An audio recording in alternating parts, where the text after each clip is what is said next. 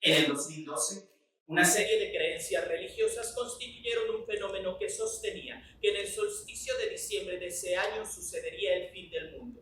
La creencia se basaba en que ese día concluía la unidad más larga del sistema calendárico maya. Finalmente, el solsticio fue el 21 de diciembre y no ocurrió nada especial.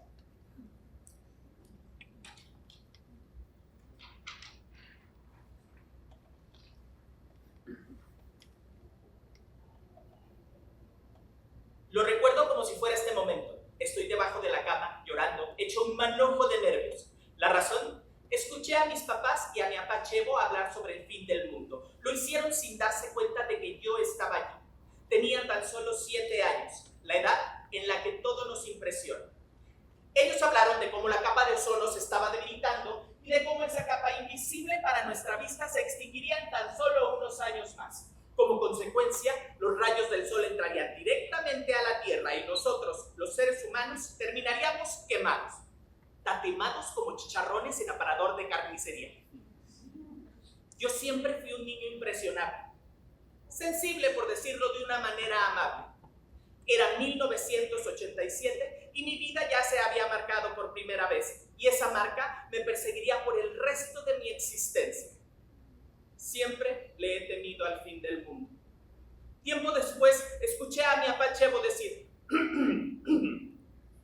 el mundo se le termina a la gente que se va muriendo. Esa frase me brindó cierta tranquilidad. Yo creo que mi abuelo tenía razón, porque el mundo no ha explotado como me lo imaginaba de pequeño. Al menos no a gran escala, porque las pequeñas explosiones e implosiones sí existen. Muertos aquí, muertos allá, a veces una persona, a veces varias, a veces comunidades enteras. Se les acaba el mundo de distintas maneras. Hay varias cosas que me parecen graciosas y que creo que reflejan cómo somos los seres humanos. Como les comenté hace un momento, en 1987, por ejemplo, la teoría de moda para el fin del mundo era la extinción de la capa de ozono. Era el temor colectivo.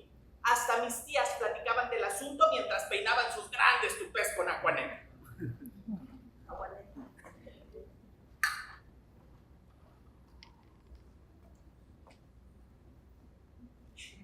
Ya escuchaste, Vicky, que pronto nos vamos a morir. Sí, hermana, por eso hay que disfrutar del baile esta noche. Ay, te quedó muy bajito el tupé. Tanto a mis tías como a mí nos daba miedo el fin del mundo. Pero Dios nos libre de morir sin divertirnos o de morir pasados de moda. Por eso hay que disfrutar del momento, del presente, de la moda, porque esa se termina más rápido.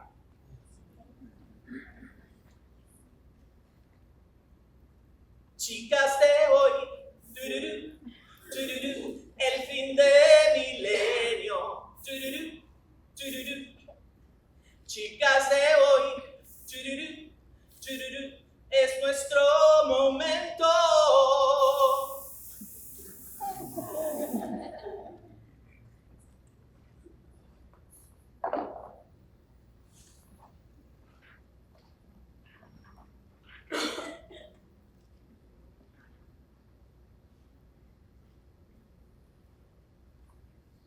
Mi abuelo materno Eusebio, hombre de campo, me apodó de cariño Tabiruco. No sé por qué. No tiene nada que ver con mi nombre real, Juan Pablo. Puedo decir sin temor a equivocarme que yo era su nieto favorito. Papá Chevo, como le decía de cariño, llegaba todas las tardes a casa de mi abuela montado en su caballo preferido. Uno grande y café, que parecía recién pulido, de patas a cabeza. Yo siempre lo esperaba en la banqueta porque sabía que en cuanto él bajara del caballo sería mi turno. Me subiría y daríamos largos paseos mientras él guiaba al equino para que no me fuera a tirar.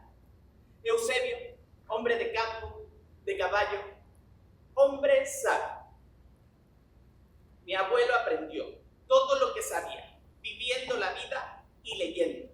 Mi abuelo leía mucho, de todo lo que caía a sus manos. Es curioso, porque muchos profesionistas hoy en día odian leer, y mi abuelo, que aprendió lo indispensable para poder hacerlo, le encantaban los libros y las revistas.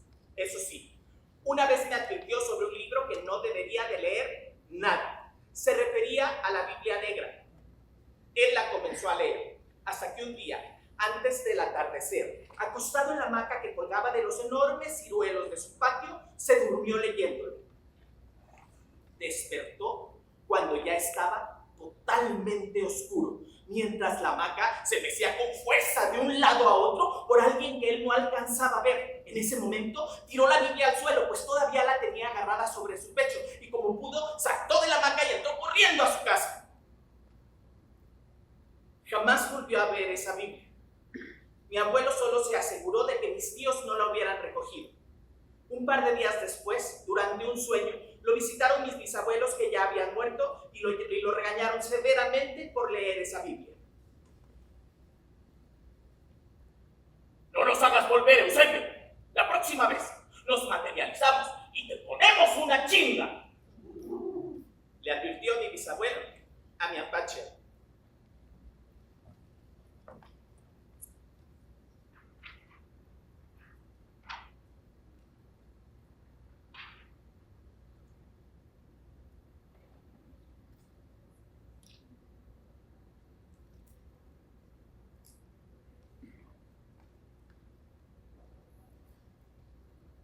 Muchas personas afirmaron que después del 2012 los habitantes de la Tierra experimentaríamos una transformación física y espiritual positiva que marcaría el inicio de una nueva era, mientras que otras afirmaban que iniciaría el fin del mundo o una catástrofe similar. Conjunciones astronómicas y fórmulas numerológicas fueron relacionadas con la fecha en cuestión. Algunas teorías decían que nuestro mundo se estrellaría contra otro cuerpo celeste o algún asteroide errante. Otras, que la Tierra sería tragada por un gran agujero negro, y algunas más proponían una etapa de gran actividad solar.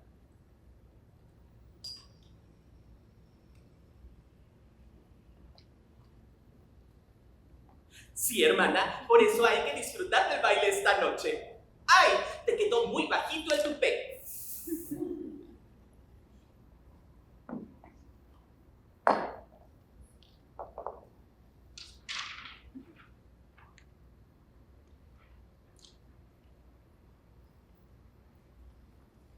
De regreso a 1987.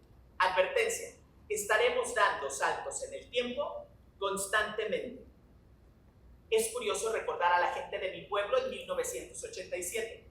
Es curioso ahora. No sé si era porque en mi pueblo no existían tantos televisores en aquel entonces, pero el entretenimiento se basaba en saber quién se iba de juida los domingos por la noche o en debatir teorías sobre el fin del mundo.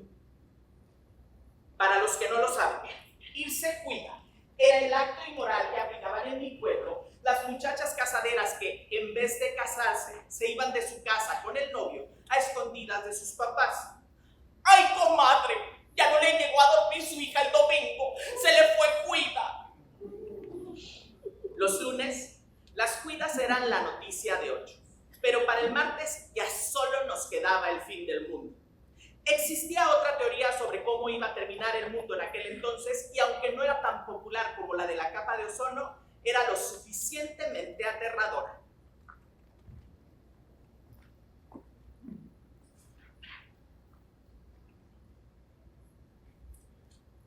Iban a llegar platillos voladores desde el espacio exterior, tripulados por seres de otro planeta. Una gran variedad de seres temibles. Algunos peludos que hablarían idiomas que ni siquiera entenderíamos. Otros gelatinosos, verdosos y asquerosos.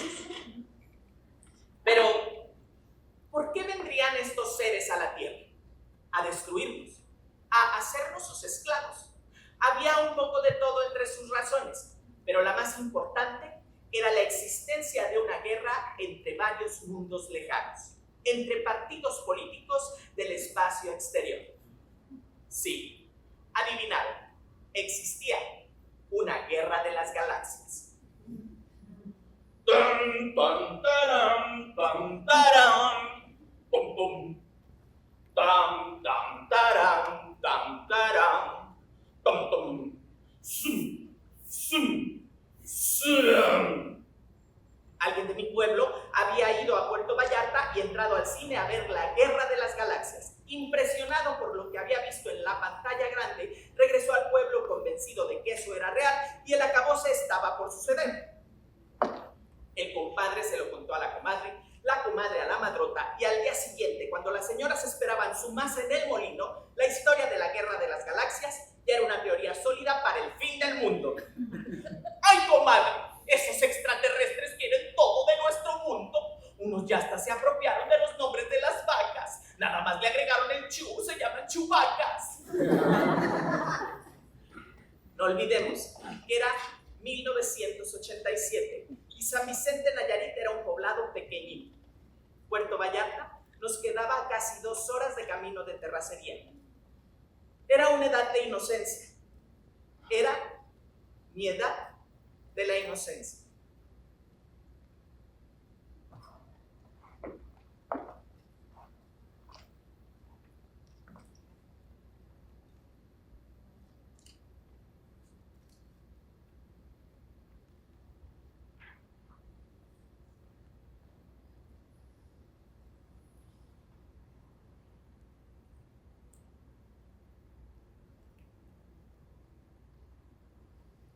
Los mitos mesoamericanos de la creación se basan en la creencia de que el tiempo es cíclico.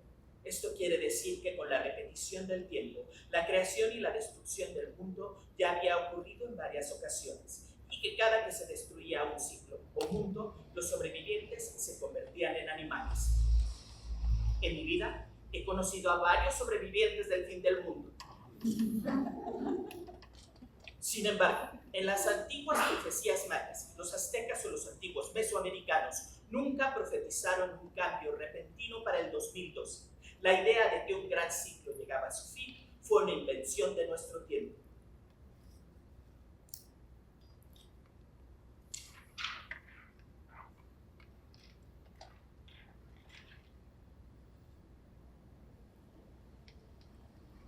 Mi abuela materna Candelaria era una mujer mestiza descendiente directa de un español y una mexicana de sangre pura. Fui afortunado al recibir tanto amor de su parte. Ella, como muchas abuelas, demostraba su amor a través de la comida. La recuerdo detrás de su hornilla de barro cocinando, sacando tortillas recién hechas a mano a las que cuando me acercaba les ponía sal y convertía en burritos para mí. Ella no me puso apodos.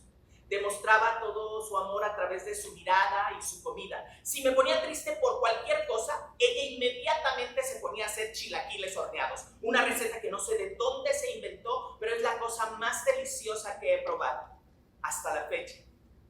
Candelaria, mujer de cocina, mujer sabia, con mucho amor para dar. Mi papá Chevo y mi mamá Cande fueron como mis papás de pequeño. No es que yo fuera huérfano, pero la situación económica familiar obligó a mis papás a trabajar muy duro para que nuestra situación mejorara. Durante mi infancia, esa fue la manera en la que mis papás demostraron su amor. Y la verdad es que nunca se los he reprochado.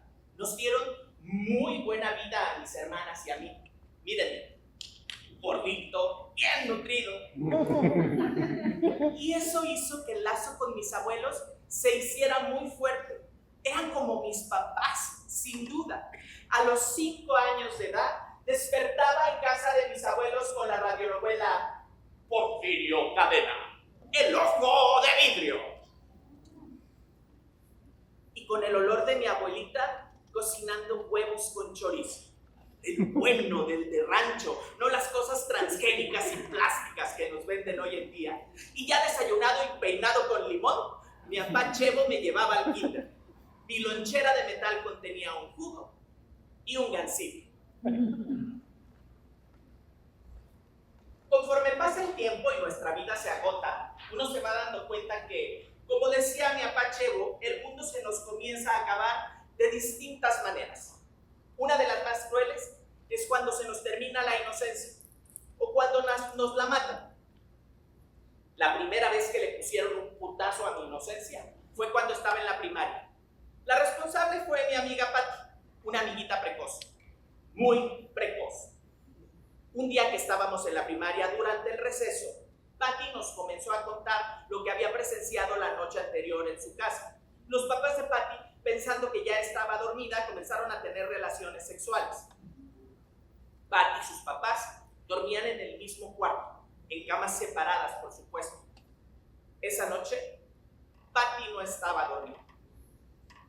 A lo mejor ustedes piensan, pobre Patty, qué trauma. Pero no, Patty no se traumó. Patty disfrutó lo que escuchó y medio vio en la oscuridad de aquel cuarto. Y nos lo contó con lujo de detalle a todos sus compañeros de la primaria durante aquel receso de 1988.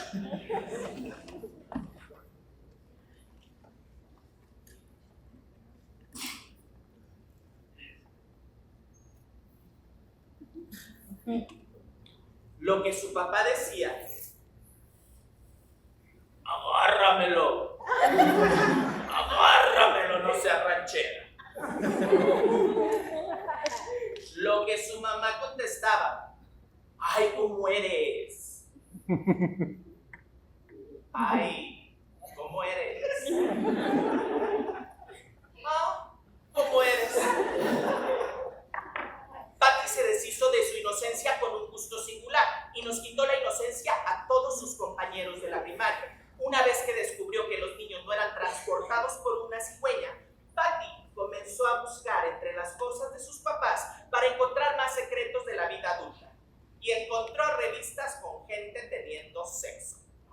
Y nos las llevó a la escuela. Todos conocimos a hombres y mujeres de la industria pornográfica ochentera mientras nos comíamos nuestros sándwiches de jamón con Coca-Cola en bolsita y duritos atascados de salsa Valentina como postre.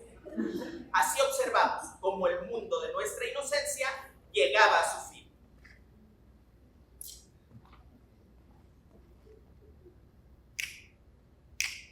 ¿Me ayudan?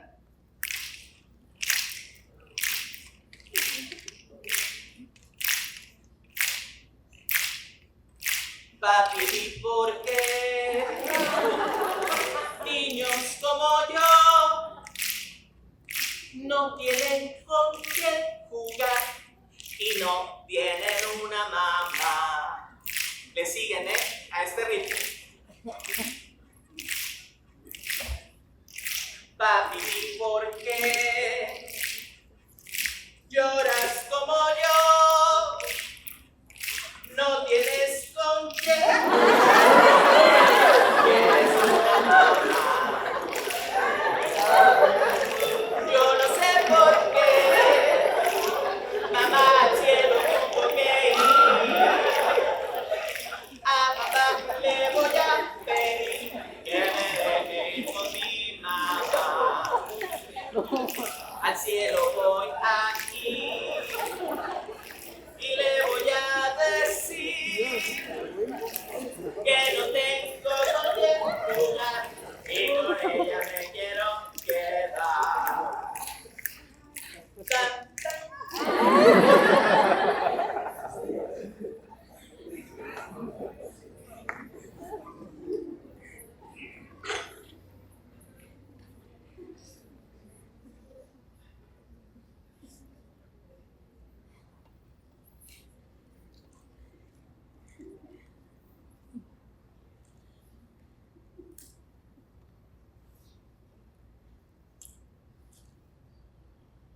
Mucha de la información sobre el 2012 eran solo una serie de sabidurías que fueron adoptadas a doctrinas estadounidenses como los movimientos de la nueva era, el milenarismo y la creencia en conocimientos secretos de tiempos y lugares distantes. Al final, lo que queríamos como humanidad era encontrar respuestas espirituales a las preguntas importantes de la vida.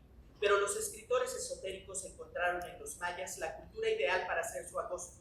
Se vendieron libros a granel sobre su calendario, las 7 alineaciones galácticas, la era de Piscis, la era de Acuario, la constelación de Sagitario y las 7 profecías mayas.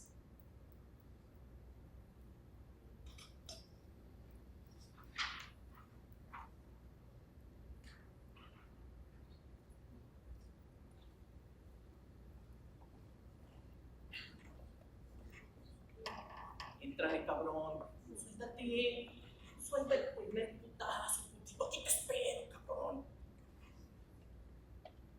Tomás y Chencho eran 2 hombres heterosexuales modelo que se la pasaban hablando de viejas, borracheras y practicaban box en el patio de la casa de mis abuelos.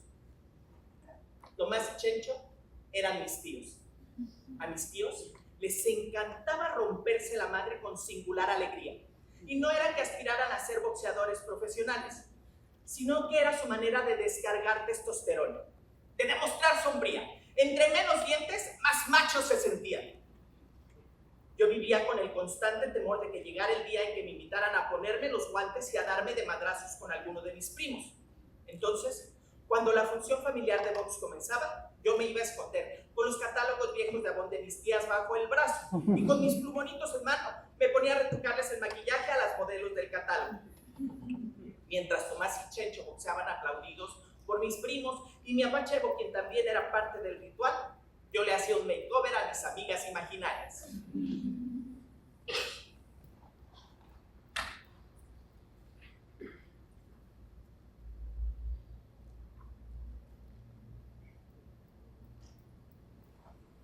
En 1998, con 18 años de edad, ya era todo un joven. La vida de niño me había pasado rápido. Apenas y me había dado cuenta de lo mucho que me había alejado de mis abuelos. Aún así, cada 15 días iba y visitaba la casa de mis abuelos y platicaba con mi mamá Candra. Mi apachevo siempre estaba en el billar cuando yo visitaba su casa.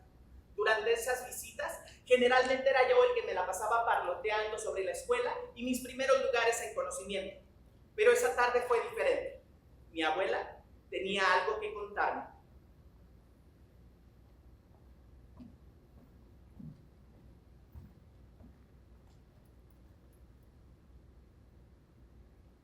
Tu abuelo llegó muy enojado del billar la semana pasada. ¿Por qué? Cosas que escucha de ti en el billar. Me quedé paralizado. Sabía hacia dónde iba mi mamá Candy. Dice que ¿por qué no has tenido novia? Mi abuela hizo una pausa y yo apenas si parpadeé.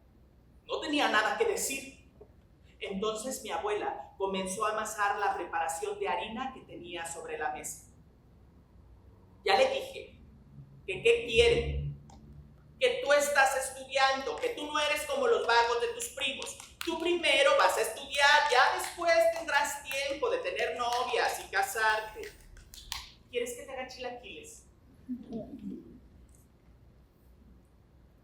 En ese momento caí en cuenta que tenía mucho tiempo sin pasear con mi abuelo, sin platicar con él. Nos habíamos vuelto desconocidos.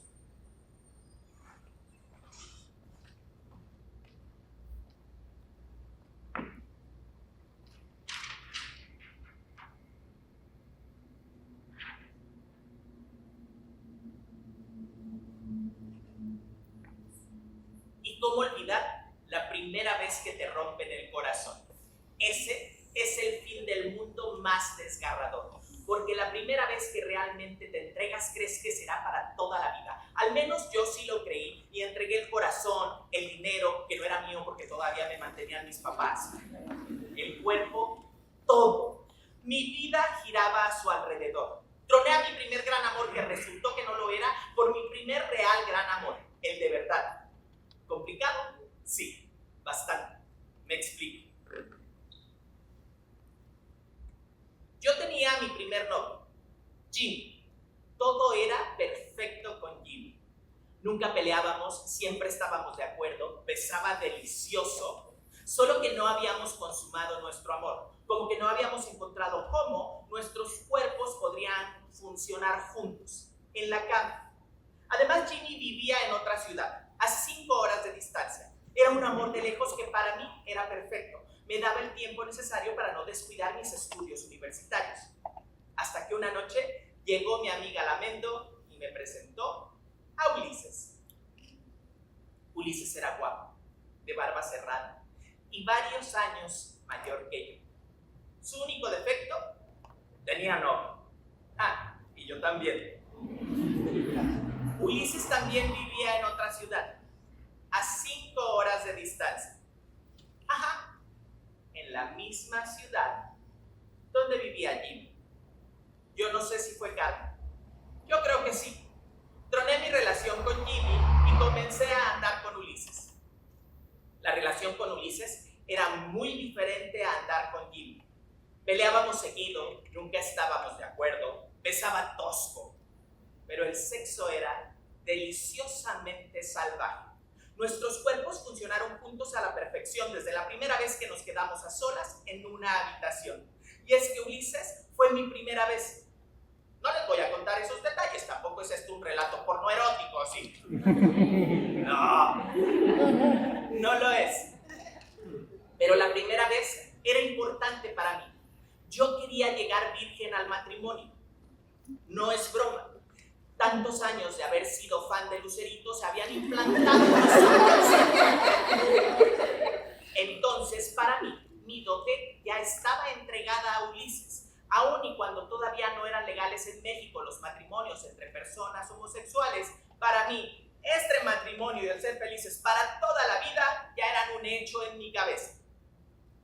Obvio, yo comencé a andar con Ulises hasta que terminó con su novio. Tampoco era yo de esos twinkies que destruían relaciones serias.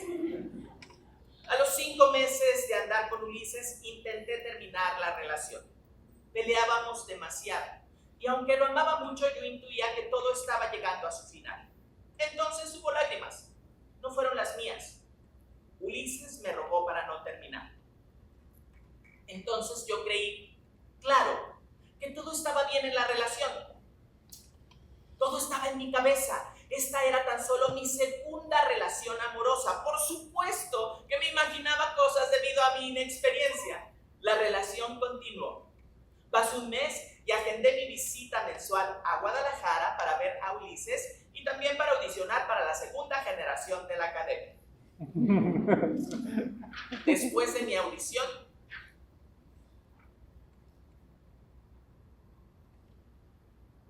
Ulises me citó en un parque. El día era hermoso. El parque estaba lleno de palomas.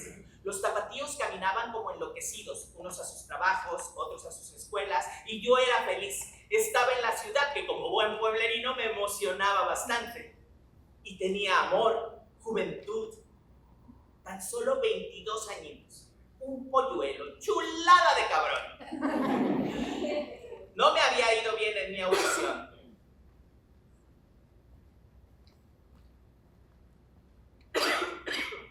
Sí.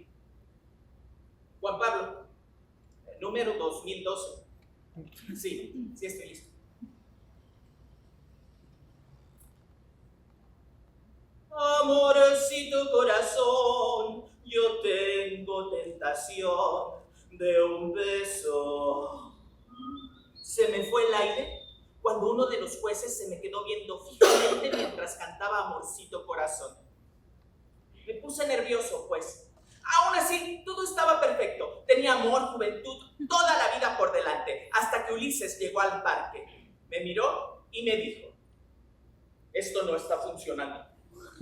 ¿Qué? Me quedé pasmado. Apenas si alcancé a pronunciar pero cuando Ulises me interrumpió violentamente. No lo hagas más difícil. Estamos en un lugar público. No me vayas a hacer una escenita. No lo hagas más difícil.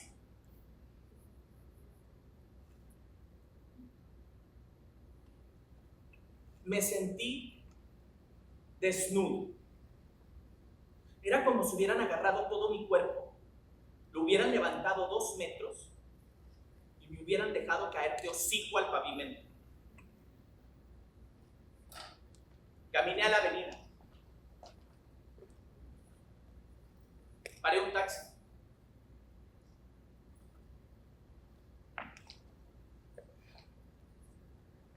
Y me subí. ¿A dónde va, joven? Avance, por favor. El taxi avanzó y yo ya no pude voltear hacia donde estaba Ulises. No pude mirar por la ventana. Si lo hacía, iba a explotar. Iba a ser una escenita.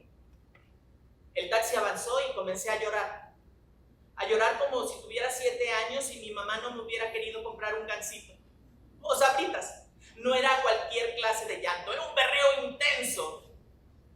Ah, joven, no llore, no vale la pena. Mire, usted está más guapo que él. ¿Quiere un cigarrito? Como no volteé hacia atrás, no me di cuenta que me había seguido hasta la puerta del taxi. El taxista sí lo vio todo. Vio qué cara tenía. Vio si sufría o no. Yo no quise saber. No pude saber. No fui capaz.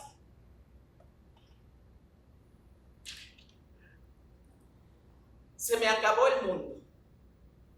Ese momento me cayó como un balde de agua fría. Con el tiempo me di cuenta que todo había estado mal en esa relación. Por ejemplo, cuando le conté a mi amiga Lamento del Truene, ella me confesó que Ulises jamás había terminado con su novio, pero que ella no había encontrado el momento oportuno para decírmelo antes. ¿Se imaginan que mi apachevo me hubiera visto en ese momento? En el taxi, berreando como Araceli Arámbula en las vías del amor. La casa de mis papás estaba a media cuadra del billar donde mi abuelo pasaba todas las tardes con sus amigos, jugando, fumando, tomando. Yo siempre cruzaba la acera de enfrente cuando tenía que pasar por el billar. No quería que por error alguien vociferara algo sobre mi poca virilidad frente a mi abuelo. Ese temor no era infundado. Ya me había tocado ver cómo le gritaban de cosas a la única transexual que vivía en mi pueblo por aquellos años. Eran unos salvajes con él. Para ser justo, nunca escuché ni vi a mi abuelo participar en ese linchamiento verbal. Pero ¿se imaginan la vergüenza de ser humillado por los machos del pueblo frente a mi abuelo? No lo hubiera podido soportar. ¡Ay, comadre! ¿Ya supiste que Juanito salió del closet con su mamá? ¡Ay, pobre de Salia, la de la zapatería, que hasta se desmayó de la impresión! Lo bueno es que estaba cerquita de la cama, nada más caminó unos pasitos y ahí se dejó caer sobre el colchón. ¡Ay, comadre! Pues sí se le veía la zanca al pollo. Mi hijo Chavita era su amigo cuando niños y Chavita me contaba que Juanito nada más quería jugar a siempre en domingo cuando estaban chiquitos. Y nada que quería hacer a Pablito Ruiz. Él nada más quería hacer a Lucerito.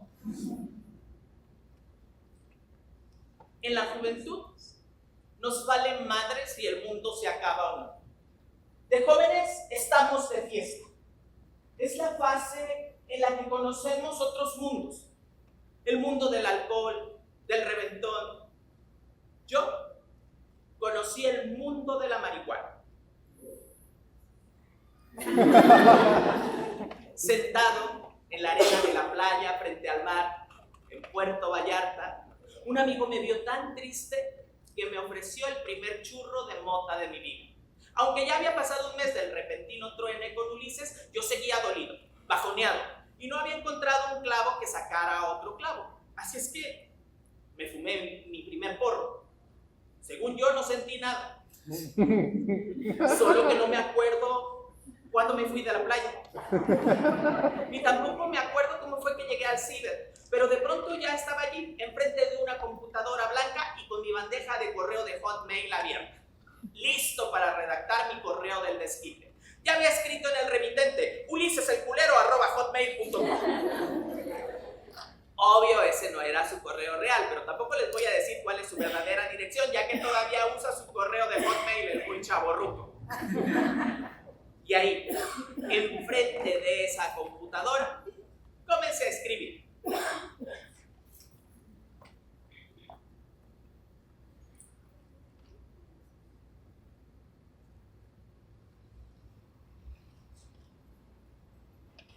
Ulises, quiero que sepas algo. No me arrepiento. Ya me dijo Lamento que tú y Rubén jamás tronaron. Y hablo de tronar, tronar, tronar, como tú me tronaste en ese parque con ese tipo de palabras. Esa fue una de las cosas que más te encargué, Ulises, ¿te acuerdas? Sinceridad, te lo repetí varias veces, pero tú jamás fuiste sincero, ni siquiera fuiste sincero al tronarme. ¿Tú crees que me chupo el dedo? Tú tronaste lo que había entre nosotros porque querías seguir tu relación formal con Rubén. Te preguntarás, ¿qué caso tiene que te esté reclamando en este momento? Pues te voy a responder esa duda, porque tampoco quiero que creas que sigo muriendo de amor por ti. La respuesta es, porque estoy sumamente ofendido con tu actitud. Yo sí te aguanté 1.000.000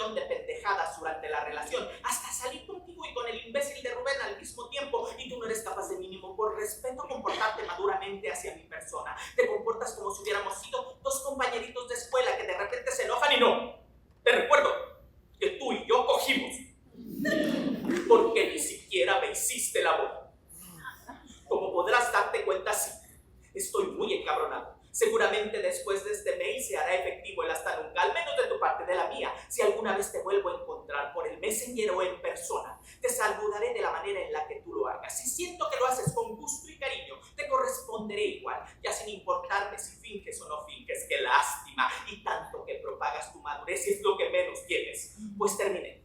Saqué algunas cosas que debí de haberte dicho en persona, pero no quise hacerte una escenita. ¿Para qué? Sí.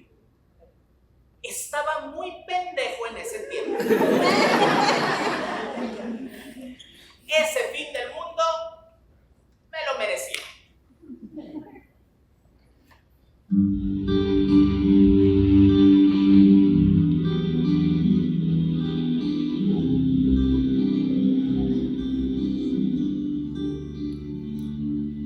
Si una vez yo pudiera llegar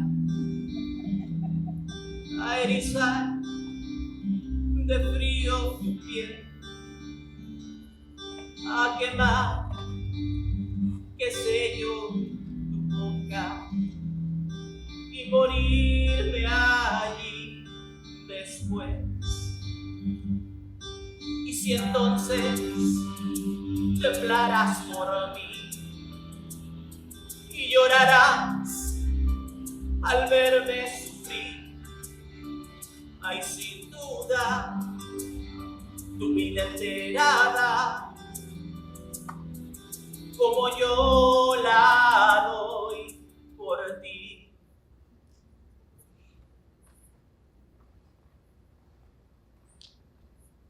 Si pudiera ser tu héroe,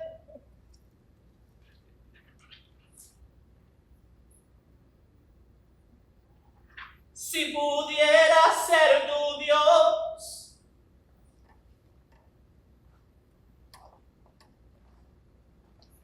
la visión apocalíptica del 2012 se propagó en los medios de comunicación.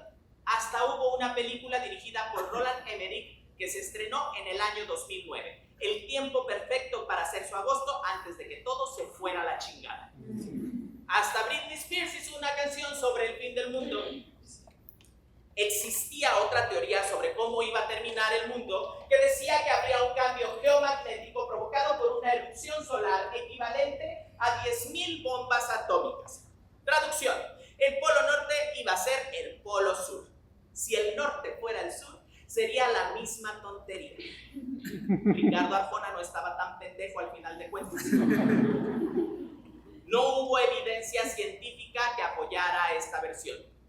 Y hasta la fecha, no hay evidencia de que el polo norte se haya mudado al sur. Mi apachevo visitaba a mi mamá en su casa todas las tardes por aquellos años. Se sentaban en la cocina a contar chistes o charritas, como ellos les decían, mientras mi apachevo se tomaba un trago y mi mamá comía cacahuates. Pero algo estaba pasando durante las últimas semanas. No los escuchaba reír como antes. No había carcajadas.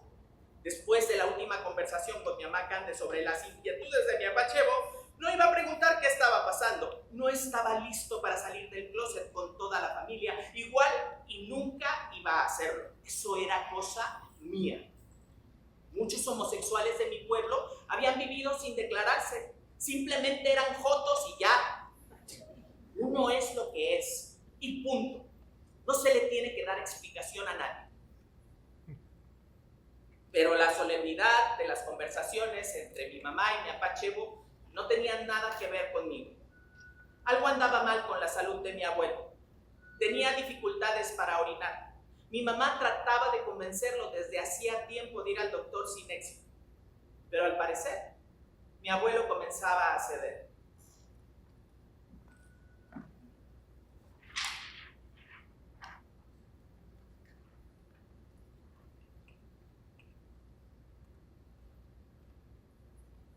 Y un día, el terror de la niñez retornó.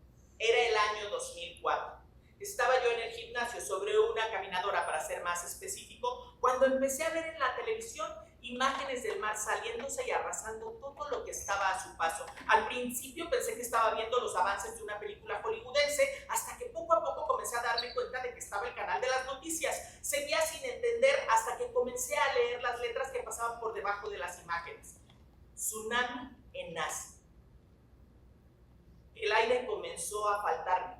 Tuve que usar el botón de emergencia de la caminadora. Paré y me metí al baño del gimnasio. Todo me daba vueltas. El mundo me daba vueltas. El mundo se había acabado para muchísimas personas ese día. El fin del mundo sí existía, a gran escala, y sucedía cuando menos te lo esperabas. Yo sí había oído hablar sobre tsunamis cuando era niño. Vamos, vivo muy cerca de la costa. La gente de mi pueblo hablaba de eso, solo que no lo llamaba tsunamis. Se refería a ello como cuando se salga el mar. El día que se salga el mar. O la ola gigante. En Asia, se le salió el mar cuando a las 7 horas con 58 minutos y 53 segundos, el 26 de diciembre del 2004, ocurrió un terremoto en el Océano Índico con epicentro en las costas de Sumatra. A ese tsunami se le llegó a conocer como el tsunami de Navidad. El tsunami de Navidad mató a 230,000 personas en 14 países. Es conocido como uno de los desastres naturales más mortales en la historia del mundo. Indonesia, Tailandia, India y Sri Lanka fueron los países más afectados. Se les acabó el mundo.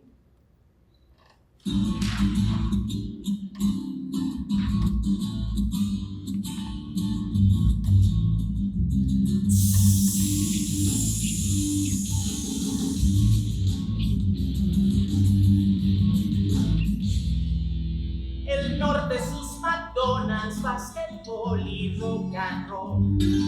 Sus dobles, sus Madonas, el abdomen de Stallone.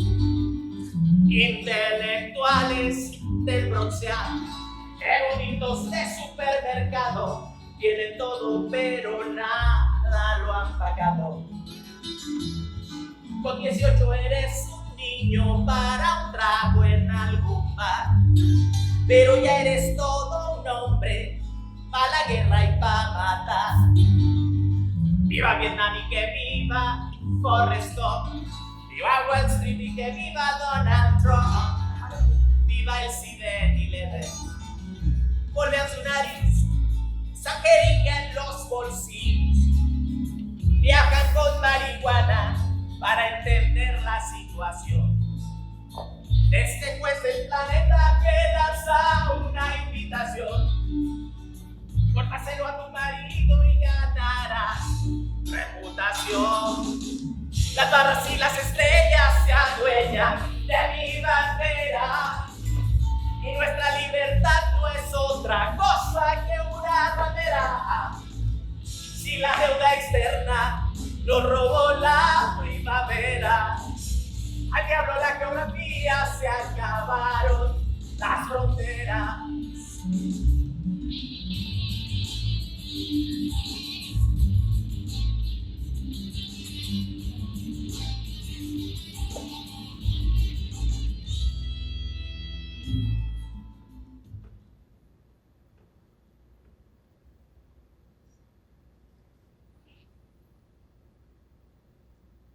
Si el fin del mundo podría suceder en cualquier momento.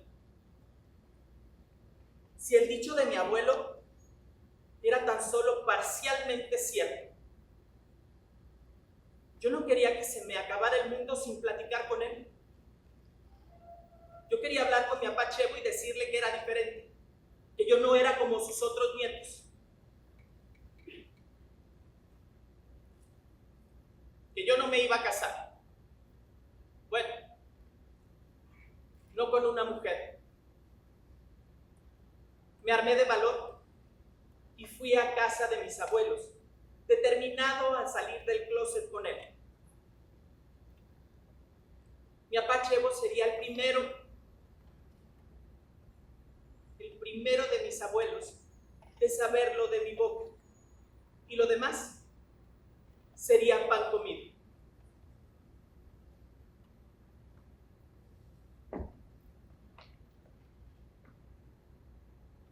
Cuando llegué a casa de mis abuelos, me encontré a mi ama Cande en la sala. Estaba en su mecedora y me saludó como siempre. ¿Chilaquiles? No, le contesté. Vengo a hablar con mi abuelo. Mi mamá Cande no me puso atención después de que le rechacé los chilaquiles. Estaba viendo Amor Real en la televisión, muy emocionada. Entonces escuché a mi apachevo en la cocina. Estaba con mis tíos, los boxeadores. Mi abuelo estaba regañando a mis tíos por algo. Se escuchaba muy enojado. Eso me provocó un hueco en el estómago. Era miedo. Pero no, nada me iba a detener. Ese sería el día en que yo me rebelaría completamente ante él. Hasta que lo escuché decir: miren, par de... me arreglan este problema, ustedes dos solos. Yo no me voy a meter. Si se sienten tan hombrecitos como para andar embarazando chamaquitas, sean hombrecitos para todos. Hombres para el placer, jotos para los problemas.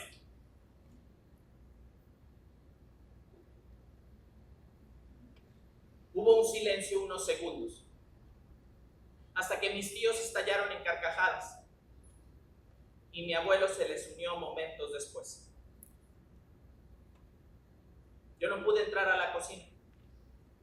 Me quedé parado detrás de la puerta hasta que me di la vuelta y fui y me senté a un lado de la mecedora de mi abuelo.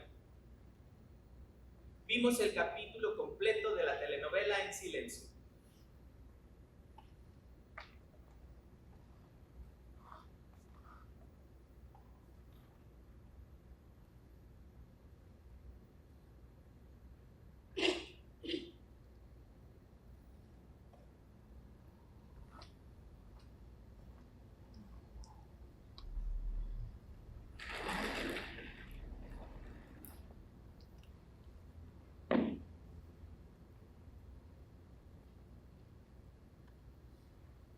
Es 20 de noviembre del 2012 y toda mi familia materna está en casa de mis abuelos, incluidos mis tíos y mis primos. Mi apachevo está tendido en su cama. Está hecho un huesito. El cáncer ha consumido su carne y su energía, pero está ahí, luchando por su vida, como lo ha hecho durante mucho tiempo.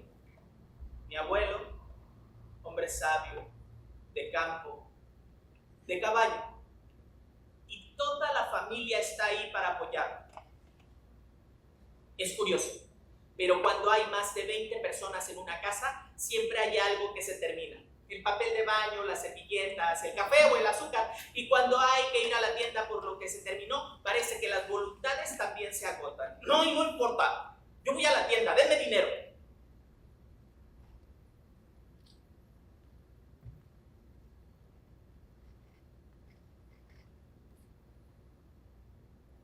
El pueblo se ha quedado quieto. Ya pasa de las 2 de la tarde. El desfile que conmemora la Revolución Mexicana terminó hace como 2 horas. Seguramente todo el mundo está en su casa preparándose para ir a la charreada que va a comenzar alrededor de las 5 de la tarde.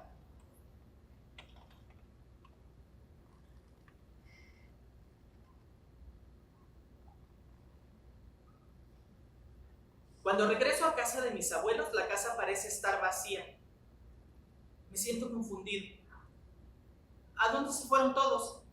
En eso, la enfermera que ha estado cuidando a mi abuelo durante el último mes, el tiempo en el que ha estado más enfermo, sale a mi encuentro. Todos se pusieron muy mal, pero esto no puede esperar. El cuerpo de tu abuelo se va a comenzar a poner duro y no vamos a poder cambiarlo. Me vas a tener que ayudar tú. Yo te voy guiando. Yo no puedo sola.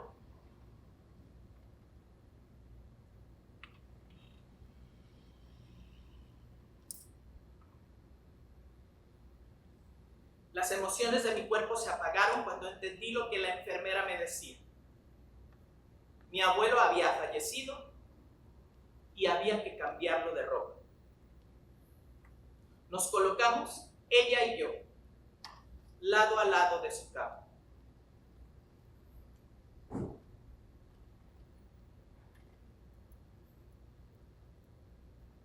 Y comenzamos con el ritual.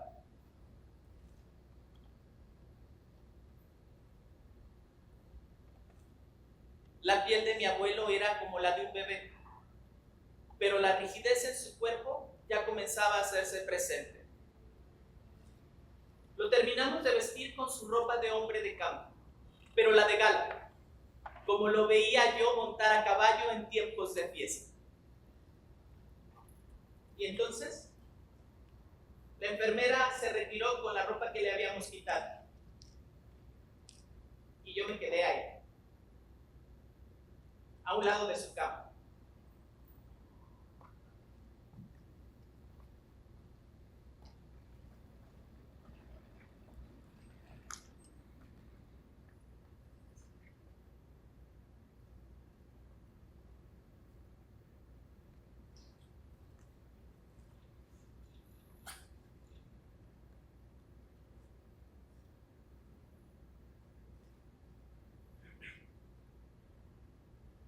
Apachevo, perdón. Perdón por haberme alejado. Perdón por no haber sido valiente y nunca haber dejado de ser aquel niño que se escondía a llorar debajo de la cama porque la capa de ozono podría matarlo. Apachevo, nunca me voy a casar con una mujer, pero sigo siendo Tabiruco, el niño que paseabas en tu caballo cuando era muy pequeño. Nada ha cambiado.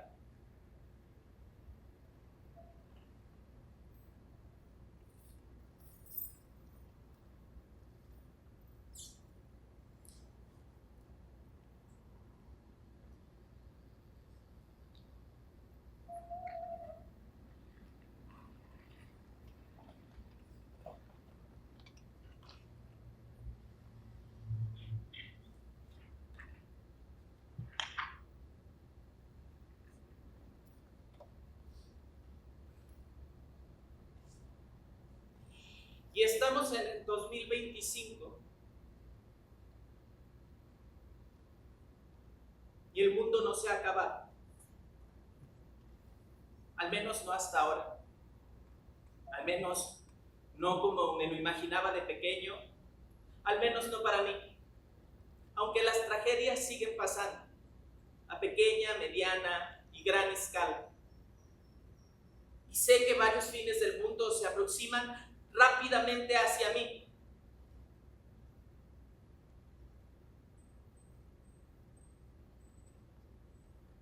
Y trato de ser valiente. Trato de no ser aquel niño que se escondía debajo de la cama porque la capa de ozono estaba desapareciendo. Aunque no estoy tan seguro de que lo estoy logrando. Trato de ser valiente. Trato de ser valiente.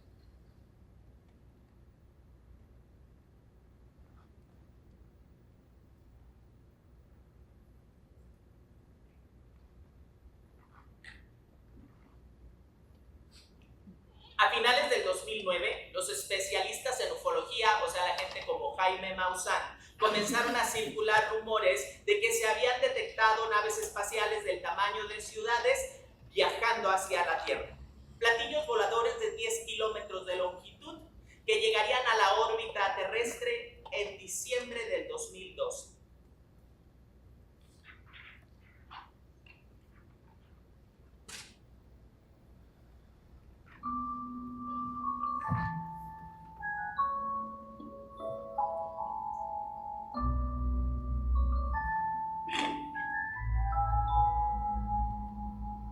Es muy temprano por la mañana y estoy esperando el camión. En eso una camioneta se estaciona frente a mí. En el asiento del copiloto va mi amacante. Hijo, ya me voy. Ya no te voy a poder hacer chilaquiles. No importa, amacante. Ya no te duele nada. No, mi hijo. Nada. Tu papá Chevo también se quiere despedir. En ese momento me doy cuenta que quien maneja la camioneta es mi papá Chevo. Nos vemos, Tabiruco. Entonces recordé. Mi amacate había fallecido 2 días antes y mi papá Chevo tenía 2 años de haber muerto. Mis abuelos se estaban despidiendo de mí en un sueño. Esta era la última oportunidad que tenía para hablar con mi papá Chevo y que me pudiera responder. Papá Chevo, Yo soy gay. Me gustan los hombres. Lo sé, Tabiruco. Siempre lo supimos. Y nunca te dejamos de amar. Agregó mi ama Cande y me sopló un beso. La camioneta avanzó y yo la seguí con la mirada hasta que se perdió en el horizonte. Y entonces desperté.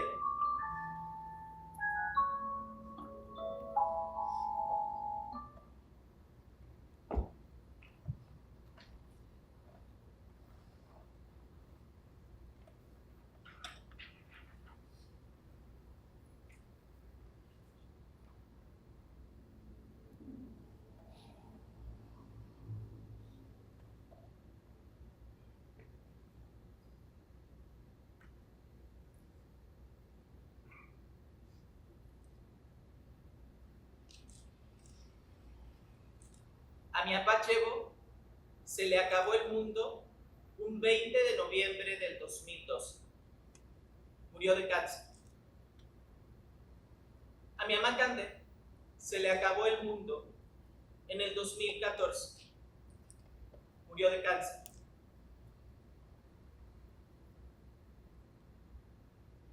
A mi amiga Lamento se le acabó el mundo en el 2021. Murió de COVID. Ulises hoy libra una batalla en contra del cáncer. Su mundo no se ha terminado. Y tengo fe de que falta mucho tiempo para que eso suceda.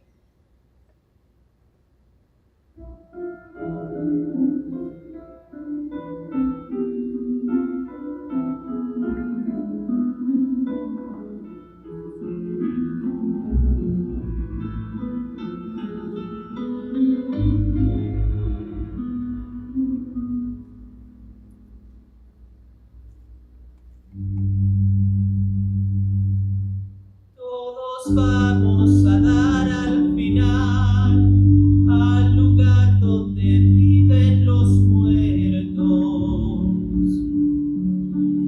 Algo debe tener de bonito si nadie regresa. Todos vamos a dar al final al lugar donde viven los muertos. Algo debe tener de bonito si nadie regresa. Cada día se nos rompe algún pedazo. Amanece y se nos va pudriendo el cuerpo. Todos somos ollitas de barro, ollitas quebradas cada día. Al final todos somos solo un montón de tierra. Está oscuro. Lars, ¿me escuchas? Sí, Está oscuro. estación, Lars, los escucho. ¿estás copiándome? Sí. Te quiero despedir de mi familia. Natalia, Sí, ¿qué preferencia? mamá. Ya, tengo control de la nave. Lars, Pero, destellos de luz en la oscuridad. papá, Haga la turbulencia de gravedad. quiero. Ábrete. Hermana,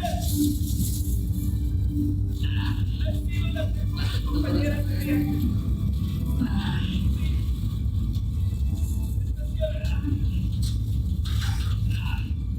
Lo veo.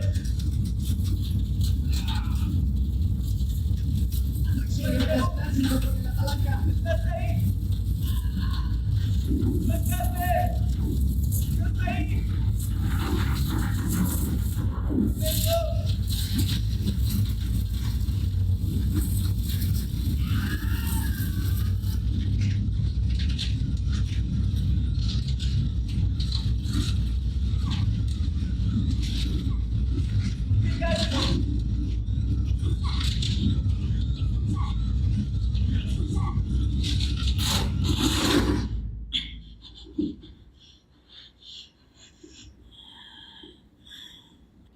¿Chilaquiles?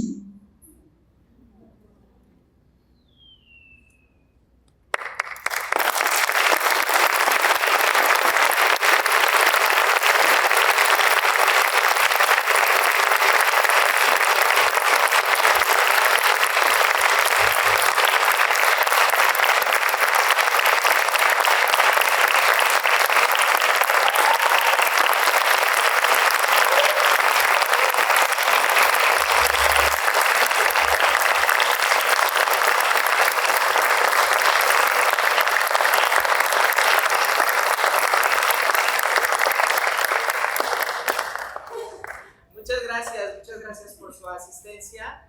Somos Grupo de Teatro Dionisio, somos de Puerto Vallarta. Estamos aquí en la Muestra Estatal de Teatro gracias a nuestra participación en el Encuentro de Teatro del Interior y posterior selección para esta muestra. Muchas gracias que se dieron la oportunidad de estar aquí viendo nuestro trabajo. Estamos en redes sociales como Grupo de Teatro Dionisio para que, pues, si les interesa y un día van a nuestro puerto, allá los esperamos y también dense la vuelta a ver alguno de otros de nuestros trabajos. Muchísimas gracias, gracias a todo el equipo de la muestra, gracias al equipo de Teatro Alarife, muchas gracias a mis compañeros en este viaje de la creación, Oliver, Samantha, David, Juan Carlos que está allá en cabina, técnicos de teatro, todos, muchas gracias. ¡Buenas noches!